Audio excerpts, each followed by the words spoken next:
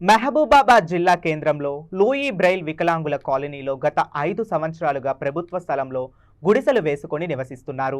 గుడిసె వాసులను అన్ని విధాలుగా ఆదుకోవాలని జిల్లా అధ్యక్షులు చెలగొల్ల వెంకన్న అన్నారు. ఈ సందర్భంగా ఆయన మాట్లాడుతూ ప్రభుత్వ టీఆర్ఎస్ ప్రభుత్వంలో వికలాంగులని చూడకుండా మా గుడిసెలని మొత్తం తగలబెట్టారు అన్నారు. కాంగ్రెస్ పార్టీ మాజీ కేంద్ర మంత్రి పొరిక బలరాం నాయక్ వచ్చి మా బాధని అర్థం చేసుకొని ప్రతి ఒక్కరికి కుటుంబానికి తమ వంతుగా నిత్యావసర సరుకులు సహాయం చేశారని గుర్తు చేశారు. బాబు జగజ్జీవన్ రామ్ వర్ధంతి సందర్భంగా ఆయన చిత్రపటానికి పూలమాల వేసి నివాళులు అర్పించారు. వికలాంగులు అని చూడకుండా గత ప్రభుత్వం 5 సార్లు కూల్చివేసిందని ఒక్కసారిగా ఫైర్ అయ్యారు. ముఖ్యమంత్రి రేవంత్ రెడ్డి వికలాంగుల పైన కనికరం చూపించి వాళ్ళని ఆదుకోవాలని అన్నారు. కాంగ్రెస్ ప్రభుత్వం వికలాంగులకు 6,000 రూపాయల పింఛన్ ఇస్తానని ఇచ్చిన హామీని నెరవేర్చాలని ఆయన అన్నారు. ఈ కార్యక్రమంలో కాలనీ వాసులు, నాయకులు పాల్గొన్నారు.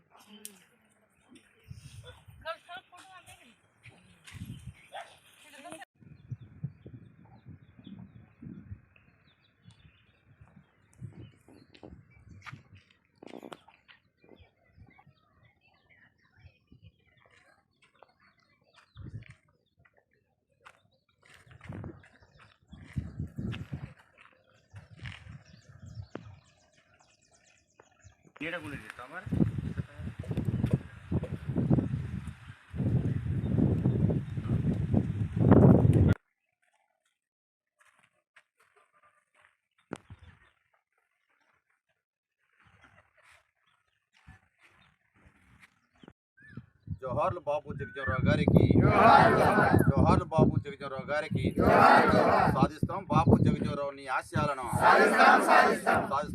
నా పేరు చెలగొల వెంకన్న, జిహెచ్పిఎస్ వికలాంగుల జిల్లా అధ్యక్షుని శ్రీ మందకృష్ణ గారి నాయకత్వంలో పనిచేస్తున్నాను. గత నేను చేయబట్టి కూడా 25 సంవత్సరాలు అవుతుంది ఉద్యమం. జిహెచ్పిఎస్లో పనిచేయబట్టి కృష్ణన్న ఇంత ఉద్యమంలో తీసుకొస్తుండు కాబట్టి అని కృష్ణన్న ఇట్లా వికలాంగులని ఇట్లా అనారోగ్యంగా వదిలితే బాగుండదని ఒక ఎంఆర్పిఎస్ జాతీయ నాయకునికి మరి గుగ్గిల పీరయ్య గారికి చెప్పి ఇక్కడ ప్రభుత్వ భూమి ఉన్నది, మన వికలాంగులు ఎంతమంది ఉన్నా వేరే జిల్లా వాళ్ళు అయితే వద్దు, మన జిల్లా వాళ్ళే కావాలి అని మన జిల్లా వాళ్ళకు పిలిపించుకొని మాట్లాడి ప్రభుత్వ భూమిలో ఇళ్ల స్థలాలు వేసుకున్నాం. మనిషికి ఒక 80 గజాలే మట్టి వేసుకున్నాం. దాని తదుపరి పోయిన ప్రభుత్వం నాయకులు మందకోమరమ్మ కాలనీకి ఒక మనిషి.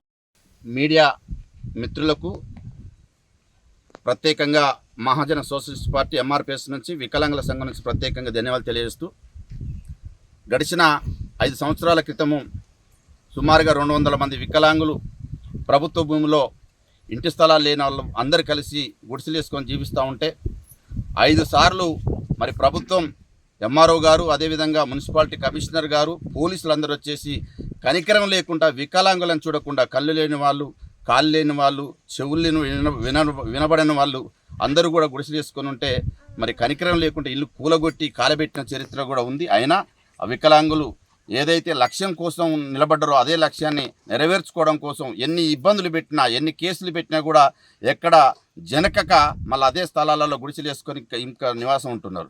కాబట్టి ప్రభుత్వం కనికరించి ఖచ్చితంగా వికలాంగులకు అన్ని